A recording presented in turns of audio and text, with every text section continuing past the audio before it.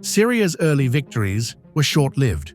By the 8th of October, the Israeli forces had managed to repel Syrian paratrooper attacks on their lines and managed to send successful airstrikes against military targets in and around Damascus. By the 10th of October, Israel succeeded to push into Syria. Syrian defenses were inadequate to repel the assault, and within a few days, Israeli artillery was able to fire on Damascus and quickly established air superiority over Syria. Meanwhile, the Sinai front slowed since the 10th of October. Both sides spent days preparing for a renewed offensive. The Egyptians moved first, hoping to force Israel to shift divisions from the Golan to the Sinai front, hoping to ease the pressure on the Syrians, who were by now on the defensive. The Egyptians launched a massive armored assault on October 14th, in spite of objections to the lack of air cover raised by some top generals. Almost 400 Egyptian tanks stormed deeper into the Sinai beyond the cover of their SAM defenses, and the attack utterly failed. In less than a day, the Egyptians lost over 250 armored vehicles. In the afternoon of the 15th, the Israelis decided to cross the Suez Canal and exploit on the West Bank. But there had been considerable hesitation, not to say trepidation, about launching such an operation. Both General Elazar and General Bar-Lev had come round to the idea, and they had discussed the matter with Dayan. The latter was not very enthusiastic, as he did not think it would bring about a military decision or force the Egyptians to ask for a ceasefire.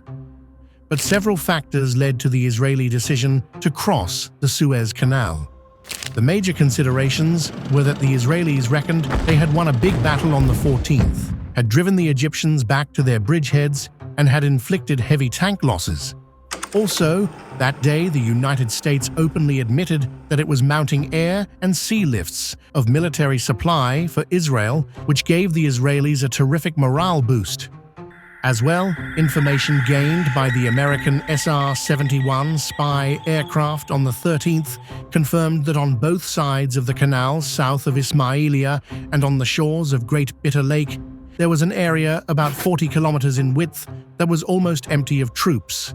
The Israeli plan aimed to cross the canal near Devassois, secure a 5-kilometer corridor, and establish a bridgehead for paratroopers and armor. By October 16th, at least one bridge was to be operational, enabling forces to attack north, south, and west, with the goal of encircling Egyptian forces and capturing Suez and Ismailia by October 18th. However, execution deviated significantly from the plan, revealing the timeline to be highly optimistic and extremely unrealistic. Before the Israelis could cross the canal, they sought to secure their flank against the Egyptian Second Army, positioned just a few kilometers north in a small agricultural area known as the Chinese Farm. However, they quickly discovered they were not only facing a heavily reinforced Egyptian infantry division, but also found themselves confronting an Egyptian armored division. Determined Egyptian resistance made progress extremely slow for the Israelis, who suffered heavy losses. The Israelis were repeatedly reinforced with armor, but were unable to make much headway, only managing to seize an important crossroad on the second day. Suffering from a lack of infantry, the Israelis brought up paratroopers during the night of October 16th to 17th. They were tasked with clearing anti-tank defenses for the armor, but they became pinned down by heavy Egyptian fire. The paratroopers drew Egyptian attention long enough for the Israelis to move bridging equipment to the canal undetected. Armored forces later extricated the paratroopers. The Egyptians attempted to restore their defenses to their initial dispositions with an armored attack on October 17th. It initially succeeded, but was pushed back by Israeli counterattacks in an armored battle lasting the entire day. Seriously depleted by the continuous fighting, the Egyptians relinquished control of the routes to the canal, opening them up to the Israelis. The Battle of the Chinese Farm has an especially infamous legacy among Israeli participants, and it is remembered as one of the most brutal battles of the war, and for the heavy losses incurred by both the Egyptians and Israelis. After the battle had ended, Diane visited the area of the battlefield and would recount that, "I am no novice at war or battle scenes, but I have never seen such a sight, not in reality, or in paintings, or in the worst war movies. Here was a vast field of slaughter, stretching as far as the eye could see." Sharon would also provide his own poignant account of the aftermath. It was as if a hand-to-hand battle of armor had taken place. Coming close, you could see the Egyptian and Jewish dead lying side by side, soldiers who had jumped from their burning tanks and died together. No picture could capture the horror of the scene. None could encompass what had happened there.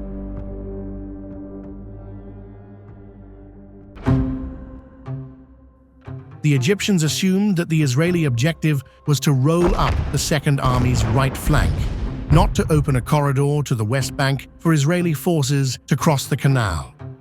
For the next 24 hours, this remained the general impression among Egyptian commanders, and they reacted accordingly. On the 16th of October, the paratroopers started crossing the canal in their assault boats. They were later joined by 10 tanks that had managed to break through and were ferried over on the SP pontoons.